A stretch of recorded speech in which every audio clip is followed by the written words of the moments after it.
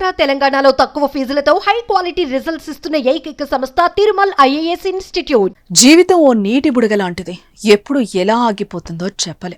అందుకు ప్రత్యక్ష నిదర్శనమే ఈ ప్రమాదం.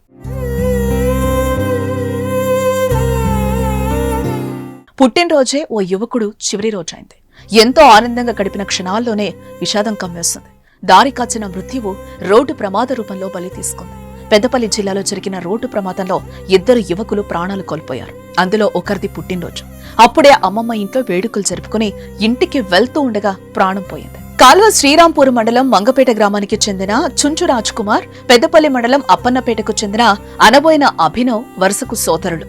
శుక్రవారం రాజ్ కుమార్ పుట్టినరోజు కావడంతో ఇద్దరూ కలిసి కామాన్పూర్ మండలం గుండారంలోని అమ్మమ్మ ఇంటికెళ్లి అక్కడే పుట్టినరోజు వేడుకలు జరుపుకున్నారు. ఎంతో సంతోషంగా గడిపి అక్కడి నుంచి బయలుదేరారు. సాయంత్రం తిరిగి పెద్దపల్లికొస్తూ ఉండగా రంగాపూర్ సమీపంలో ఎదురుగా వచ్చిన బులెరో వాహనం వారి బైక్ ను ఢీకొట్టింది.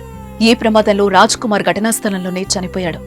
అభినవ్ను కరీంనగర్ ఆసుపత్రికి తరలిస్తూ ఉండగా ప్రాణాలు వదిలాడు. ఆ ఇద్దరి మరణంతో కుటుంబంలో తీవ్ర విషాద ఛాయలు అలుముకున్నాయి. పుట్టినరోజే చనిపోయావా అంటూ రాజ్ కుమార్ కుటుంబ సభ్యులు రోదన అక్కడున్న వారి కంట కన్నీరు పెట్టిస్తోంది. అభినవ్ ఇటీవల లక్షలు ఖర్చు చేసి ఎంతో ఇష్టపడి ఒక స్పోర్ట్స్ బైక్ ను కొనుగోలు చేశాడు. దానిపైనే అమ్మమ్మ వాళ్ళ ఇంటికెళ్లి వస్తూ ఉండగా ఈ ప్రమాదం జరిగింది.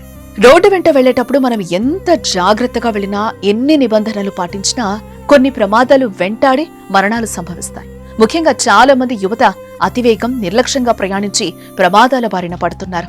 మద్యం మత్తులో ప్రయాణం కూడా ప్రాణాలకు ముప్పు తెస్తోంది. డ్రైవింగ్ చేస్తే అప్రమత్తంగా ఉండాలి, లేకపోతే చిన్న పొరపాటు పెద్ద నష్టాన్నే చేస్తుంది. రోడ్డు ప్రమాదాలపై మీరేమంటారో కామెంట్ చేయండి.